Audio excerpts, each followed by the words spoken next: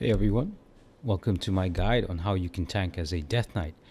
Now, before getting into the class specific guide itself, I just want to mention that I've uploaded a video for tanking. Now, that video is a very generalized guide on how you can tank. This especially applies for those who are first timers in the tanking role. If you're interested, just click on that image you're seeing right now. Now, getting back into the DK class. In my opinion, it is the how do we say it, the most equipped in addressing many scenarios when it comes to tanking. Sure, you don't carry around the shield like a warrior or a paladin, but you do carry around a big two-handed weapon with a number of, really a good number of abilities to counter many mechanics and damage types. The class relies heavily on the use of the self-healing ability called Death Strike, which will be touching on it a couple of times in this video. So, before jumping into the talent tree as I did with my warrior video, let's just quickly go over the resource usage of Decays. Runes and runic power are the main resources for Death Knights. Runic power, represented by the blue bar in the screenshot, is generated normally like rage in that certain abilities give you this resource. Runic power is then used up by specific skills like Death Coil. Runes, on the other hand, those little circles in that screenshot, have three different types. You have Blood, color red, Frost, color blue, and Holy, color green. Now, these runes are spent on specific abilities. Some examples are Frost runes are spent on Icy Touch, Unholy ones are spent on things like Plague Strike, and the Blood rune is spent on stuff like Blood Boil.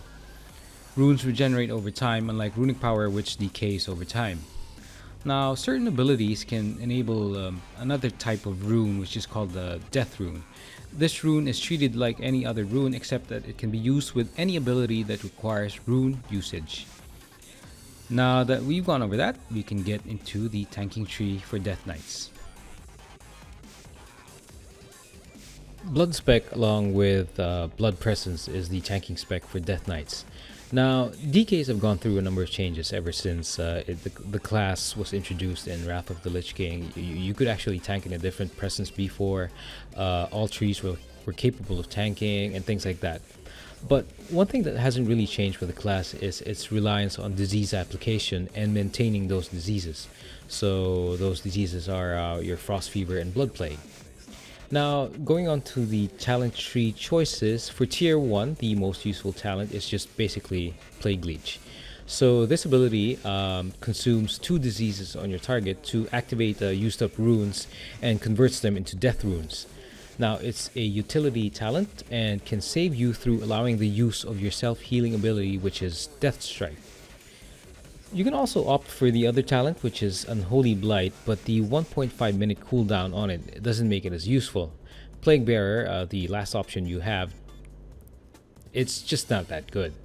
Now, I do have a glyph suggestion for this part. That's Glyph of Outbreak. So, the Outbreak ability, what it does is that it instantly applies your diseases on a target, so both diseases.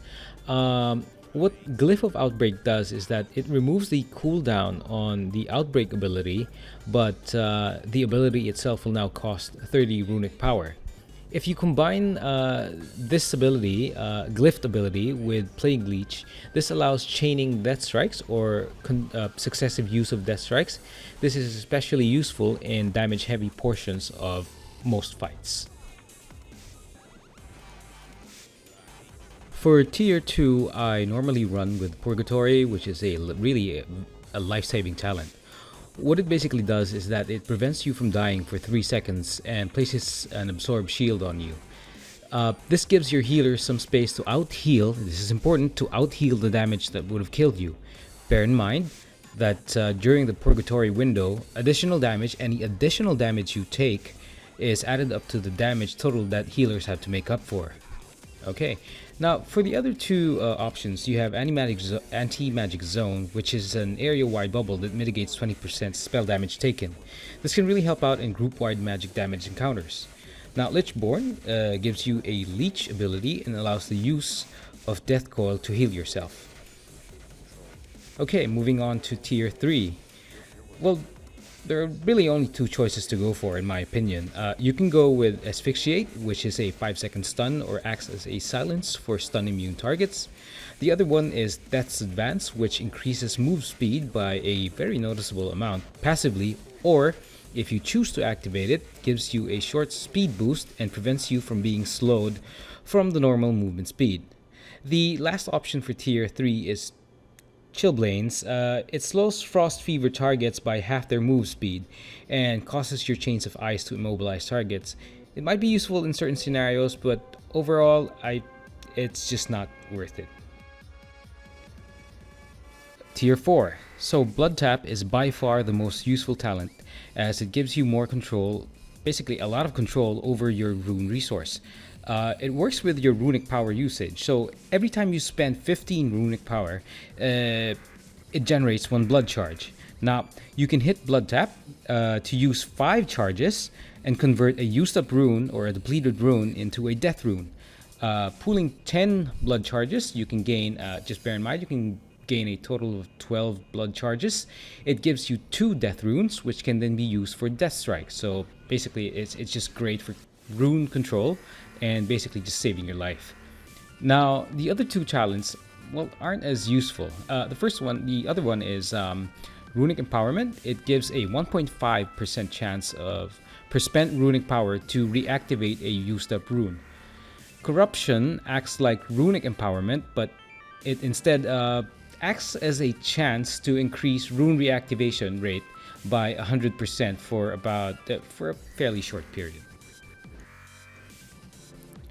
For tier 5, it's basically a self-healing tier, and I suggest 2 options. You either go for small heals via Death Siphon or a huge burst through Death Pact. So Death Siphon costs 1 death rune. It applies a damage effect and heals you for about 330% of the damage dealt. Now the damage isn't really high, which means that the heal won't be as high as well. Death Pact, the burst one, it gives you 50% of your max health as a heal, but absorbs incoming healing for 25% of your max health. So the absorb really isn't much of a concern, since the heals come in constantly, and a couple of your death strikes will quickly remove the absorb. Now the last option is conversion, which costs 10 runic power per second. So while active, it gives you 2% of your max health, provided you can keep up with the resource cost. For tier 6, all these are really useful, and just pick them based on the encounter. Remorseless Winter slows melee range mobs every second in an 8-second window. On the 5th application of the slow, non-immune targets are stunned. The second talent for tier 6 is Desecrated Ground. It makes you immune to any crowd control effect only on the ground you're standing on, so this will last for 10 seconds. The last option you have for this tier is Gorfiend's Grasp. It's useful in that it marks any unit and pulls any enemy units towards the marked unit. This effect has a 20-yard range from the marked unit. Again, any of those talents are really useful, so just pick what you want. Now, for the last tier, I normally run with Defile, which replaces your AoE Death and Decay ability. So what happens here is that every time it deals damage, the radius and the damage of the AoE effect increases. For survivability, you take 10% less damage from affected enemies. So for this tier and for this last tier, the other talents are still good, although situational. So Breath of Sindragosa uses up runic power and has an upkeep cost of 15 runic power per second. So the Mark of Sindragosa, the effect that it applies, heals you for 10% of the spell damage from enemies. And the last option is Necrotic Plague, can help simplify disease management and increase runic power generation when enemies attack you. Okay, so now that we're done with the talents, let's move on to the stat priorities, gems, enchants, and other buffs needed by Death Knights. Without reforging from Mist of Pandaria, it can be difficult to aim for the stats you need. If you do get the chance though, here are my recommended stats to aim for, which are, well, I'd like to stress, these are geared for survivability. So they're 4, bonus armor, mastery, haste, and for the fourth one, it's either critical strike or multi-strike. Now, bonus armor will be the stat it's basically the most useful stat for Decays, and possibly all tanks in general. It provides consistent physical damage mitigation. So the second one is Mastery, and this is very good due to its synergy with Death Strike. Mastery causes your Death Strikes to provide you with a physical absorb to about 16% of the damage it deals. Bigger Mastery values provide bigger absorbs. It also increases attack power, which modifies Death Strike damage and healing. So, on the topic of attack power, note that increasing attack power values via other sources, let's say like strength, is also good for increasing the physical absorb in addition to the heal effect of Death Strike. Now, regarding sources of mastery, Decays have this passive ability which is called Power of the Grave, which provides everyone in the raid group with an additional 550 mastery. So for the third stat, that's haste. So one of haste's effect is increasing your rune regeneration speed. This in turn allows for more runes to be available at faster rates, so it's pretty self-explanatory. Now, the last one will either be crit strike or multi-strike. So crit strike is useful because of the passive riposte skill. Riposte adds parry chance based on 100% of your crit chance value. Now, multi-strike, this is useful because it allows your damage and heals to proc another time for free, but at a reduced effect. So as with my Protection Warrior video, these priorities I just outlined will also apply to your gem and enchant picks. For enchants, your neck, your ring, and your cloak, so it's pretty much Breath of Mastery if you are on a budget, and if you have the gold, then go for the better one. Death Knights also have the benefit of free weapon enchants, and that means avoiding the really expensive options from the auction house. So you do have two options. So the first one is Rune of Stoneskin Gargoyle, because it provides you with 4% additional armor and 2% additional stamina. But once you get better at managing Death Strike in conjunction with your other abilities, your heals are stronger, or you're basically more confident in tanking as a Death Knight, then Rune of the Fallen Crusader becomes a better option. Besides the chance heal you get, it increases your strength value, which makes your Death Strikes a whole lot stronger. For your gems, it's still Mastery, so it's either the Mastery or the Greater Mastery Talidite, depending on the gold you have in hand. For your food buff, so I would normally recommend any mastery buff providing food, but you can also pick the stamina buff ones if your health pool is a bit low. For your flask, as of 6.0.3, you don't have a whole lot of options. So you can either pick the Draenic Stamina Flask if you notice that your health pool is a bit low, again, as I mentioned earlier, or if you're confident with your health pool and you're doing fine, then I would recommend the Strength Flask to again buff Death Strike. Let's now get into the gameplay for Blood Decays. This will involve your rotations, your CDs, cooldowns, and abilities. So before starting any fight, check if you have the following up. So of course, check for blood presence in case you decided to play with any other presence. Next is check for food buff, the flask buff you need, and of course Horn of Winter, unless of course someone else in your raid group has provided a similar buff. So once you have all that ready, here are your rotations. It's not so much a rotation for your AoE situation, since it basically just involves the usage of Blood Boil after disease application. Now, if you pick that talent, you can also use Defile to generate additional AoE threat and have some 10% damage reduction. Now, for single target situations, this is more of a priority list rather than rotation. In general, this is sort of the flow you have to get into. So first is to always apply your diseases. Second is to use Death Strike, and you'll be using that a whole lot.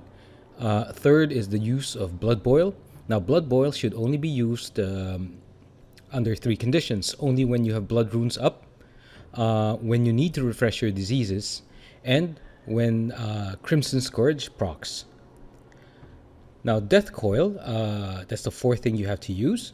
And the fifth one is Soul Reaper. So it's your execute ability, and that you have to use it when your target is below 35% health.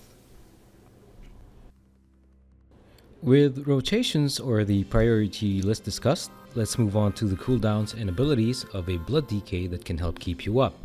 So it's a bit lengthier, the list is a bit lengthier compared to other classes, which, I still feel is a good thing because it addresses so many scenarios. So the first one is something I've mentioned so many times in this video already. It's Death Strike, and I think you get the point that it is a core ability of the Death Knight. So this also serves as a sort of active mitigation ability if you predict incoming damage properly, or you can use it to just basically cover up missing health. The second one is Mind Freeze. It's your standard spellcasting interrupt. The third one is Rune Tap. Now this is really good because it can, it gives you 40% damage reduction in a small 3-second window. So it has 2 charges with a 40-second recharge time and costs 1 blood rune. This ability is really great when you expect really strong incoming damage. Anti-Magic Shell is a 5-second absorb, so it mitigates 75% magical damage and generates runic power based on the damage absorbed. So it can prevent application of some magic effects on you. This ability has a 45-second CD. Now, I want to make a glyph suggestion right now if you find it useful. So that's Glyph of Anti-Magic Shell. So what it does is it basically pushes the absorption amount to 100%. So next ability, it's called Vampiric Blood. This is your health boost ability, and it increases healing received by 15%. So if you glyph it with the Glyph of Vampiric Blood, you gain 15% more healing, but you lose the 15% health boost. This ability is on a 1-minute cooldown. Next is Bone Shield. So this reduces any damage you take by 20% while it is up. Now every damage attack taken removes one of the 6 available charges. So in most fights, this should be kept up at all times. This ability is on a 1-minute cooldown. So the last ability that has a CD of 1 minute or less is either Strangulate or Asphyxiate, so depending on what talent choice you made. So either will stun or silence non-immune targets, so it's really going to be useful to use Strangulate on ranged spellcasters if Death Grip was on CD, since they will move towards you while silenced. So this ability has a 1-minute cooldown.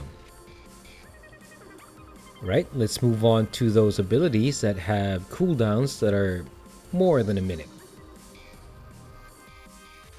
So the first of the lengthier CDs is Dancing Rune Weapon. So this gives you additional 20% chance to parry in an 8-second window.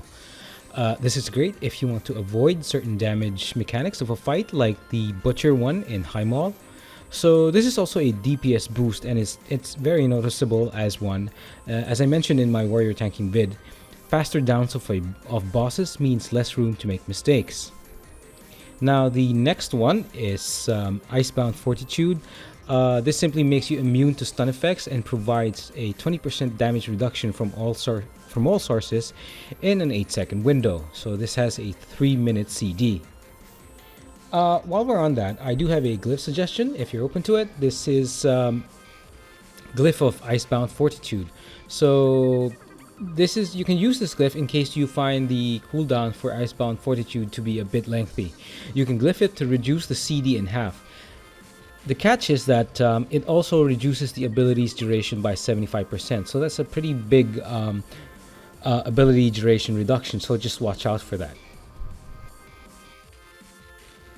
Okay, so now that we're done with the defensive abilities, we can move on to the other abilities that are really useful for Blood Death Knights. So the first one is Chains of Ice. It is a slow or immobilized depending on whether you talented Chillblains. It's useful in fights like High Sage from Skyreach. The second one is Dark Command, so that's just your standard taunt ability. The next one is Death Grip, so it's your signature move. It is a gap closer for enemy units if they are not immune. It's great for repositioning, taunting, and basically interrupting spell casts. Now on Death Grip, I do have a glyph suggestion for that. It's Glyph Resilient Grip. It basically resets the cooldown of DG or Death Grip on targets that are immune. Next up, we have Death Coil. So this has been mentioned a few times. What's important for Blood Decays is the Shadow of Death buff you get from it. So the buff increases your health by 3% for 30 seconds. Additional Death Coils add a new Shadow of Death buff to the existing one, which means you gain a noticeable stamina increase in the course of an encounter or a fight. Casting Death Coil also ensures you build up your blood charges for blood tap usage, so one of the talents I also mentioned much earlier. Another useful ability is Empowered Rune Weapon, and this is your emergency button to activate all your runes and gives you 25 runic power. This ability has a 5-minute cooldown, so if you need to throw in more death strikes, you can also use this ability. Another ability with a really lengthy cooldown is Army of the Dead. So it's a summon spell that has a channel time for 4 seconds. So basically you summon a whole bunch of ghouls to attack the enemy or any enemy in the area for around 40 seconds. This is a really good DPS boost.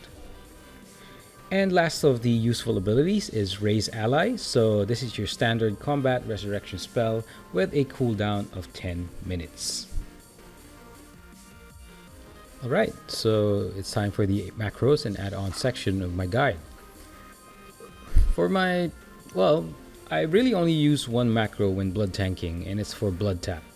It's just for the convenience of being able to have 2 death runes up faster since blood tap is off the global cooldown. So you're seeing the macro right now. It's quite simple and easy to save.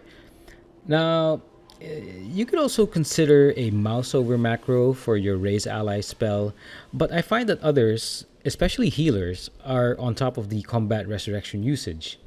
So if you want to, look up more or find more macros that might be useful, I suggest doing a search. There's a whole bunch of them around the internet. Now, for the add-ons, I normally mention, I think in my last 2 videos, I normally mention Deadly Boss mods, SCADA, and ELVUI. Now, for Decays though, because of the way the abilities are set up, admittedly, some people are pretty quick at looking at their action bar so they can see the cooldowns. But in case you're not, I would like to suggest the add-on Tell Me When. It's great for managing DK abilities. I don't really have add-ons to specifically watch my rune usage, but I do use Tell Me When to watch certain passives and abilities closely.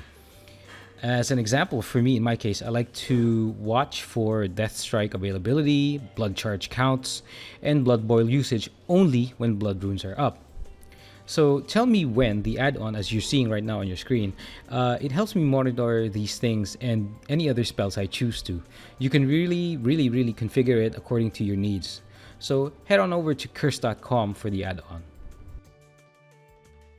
Okay, so that was my Blood Decay tanking guide. I recently posted a video for Protection Warriors, so in case you're interested or you decide to tank with a warrior eventually, just go ahead and click that video. Up next will be a guide for Guardian Druids, and I'm hoping to be able to, do the 2 remaining classes. Anyway, so please like this video if you liked it, leave any comment below if you have any, and please support me by subscribing. Thanks for watching.